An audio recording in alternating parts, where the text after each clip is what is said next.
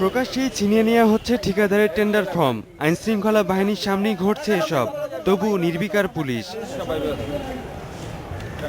Tender দখল নিতে গত ১৩ নভেম্বর বরিশালের গণপূর্ত বিভাগে ছাত্রলীগের একাংশের নেতাকর্মীদের এমন সশস্ত্র অবস্থান। সরকারি বিভিন্ন বিভাগে টেন্ডার জমা দেওয়ার সময় হলেই হাজির হয় ছাত্রলীগ ও যুবলীগের নেতাকর্মীরা। গত ৬ নভেম্বর এবং ২৯শে অক্টোবর টেন্ডার জমা দিয়ে নিয়ে অপ্রীতিকর ঘটনায় মামলার পর এলাকা ছাড়তে হয়েছে বাদীদের।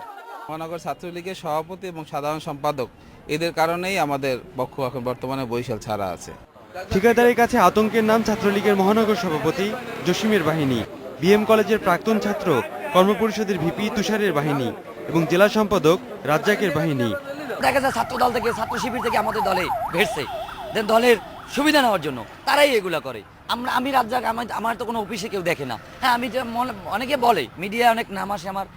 আধিপত্য প্রতিষ্ঠায় নিজেদের মধ্যেও সংঘর্ষে জড়াচ্ছে ছাত্রলীগের নেতাকর্মীরা। নেতাকর্মীদের এমন আচরণে অস্বস্তিতে আওয়ামী লীগের নেতারা।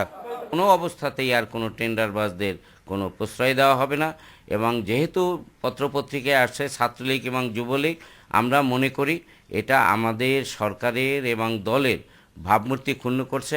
দলের নাম ব্যবহার করে টেন্ডারবাজিতে জড়িতদের প্রশ্রয় না দেওয়ার কথা জানিয়েছেন আওয়ামী লীগের নেতারা।